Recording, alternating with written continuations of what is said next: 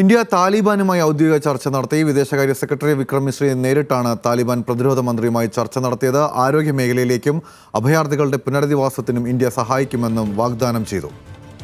വിവരങ്ങളുമായി ഡൽഹിയിൽ നിന്നും ശരത് ലാൽ ചേരുന്നുണ്ട്. ശരത്ത്, എപ്പോഴായിരുന്നു ഈ ആശയവിനിമയം നടന്നത്? എന്താണ് വിശദാംശങ്ങൾ?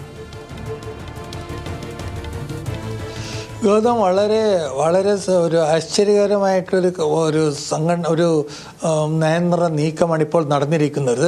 താലിബാനുമായിട്ട് ഇന്ത്യ നേരിട്ട് ദുബായിൽ വെച്ച് ചർച്ച നടത്തി.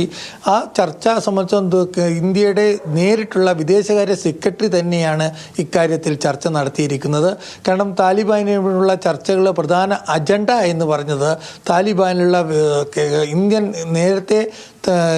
നേരത്തെയുള്ള അഫ്ഗാനിസ്ഥാൻ സർക്കാരുമായിട്ടുള്ള താലിബാനും വരുന്നതിന് മുമ്പെയുള്ള കാര്യങ്ങളെക്കുറിച്ച് സാമ്പത്തിക സഹായം, അതേപോലെ തന്നെ നിലവിലുള്ള പ്രൊജക്റ്റുകളുടെ കാര്യങ്ങൾ, അതേപോലെ തന്നെ താലിബാനിലെ വിദ്യാഭ്യാസം, സ്ത്രീകളുടെ വിദ്യാഭ്യാസം തുടങ്ങിയ കാര്യങ്ങൾ ഇന്ത്യയുമായിട്ട് സഹകരിക്കാം, മനുഷ്യത്വപരമായ കാര്യങ്ങൾ സഹകരിക്കാം എന്നുള്ള രീതിയിലാണ് ഇപ്പോൾ ചർച്ച നടന്നത്. ഇതിലെ വളരെ പ്രധാനപ്പെട്ട നയതന്ത്ര കാര്യം അതുമാത്രമല്ല, കാരണം പാകിസ്ഥാൻ നേരിട്ട് അഫ്ഗാനിസ്ഥാനിൽ വ്യോമാക്രമണം നടത്തിയതിൻ്റെ പശ്ചാത്തലത്തിലാണ് ഇത്തരമൊരു അടിയന്തര ചർച്ച ദുബായിൽ വെച്ച് നടന്നത്.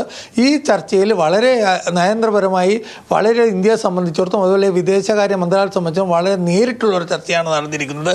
താലിബാനുമായിട്ട് കഴിഞ്ഞ 20 വർഷത്തിനിടക്ക് ആദ്യമായിട്ട് ഇന്ത്യൻ സർക്കാർ നടക്കുന്ന ഔദ്യോഗിക ചർച്ചയാണ്. ഇന്ത്യൻ വിദേശകാര്യമന്ത്രി താലിബാൻ വിദേശമന്ത്രി അതുപോലെ പ്രതിരോധ മന്ത്രിയുമായി രണ്ടുപേരും ചർച്ച നടത്തിയിരിക്കുന്നു.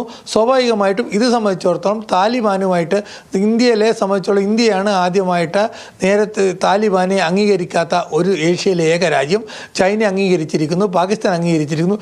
ഇന്ത്യ ആദ്യമായിട്ട് ചൈനയുടെ എതിർപ്പ് തള്ളിക്കൊണ്ട് തന്നെ താലിബാനുമായിട്ട് വിദേശകാര്യം നേരിട്ടുള്ള ബന്ധം സ്ഥാപിക്കാൻ തയ്യാറായി എന്നുള്ള സൂചനയാണ് നൽകുന്നത്.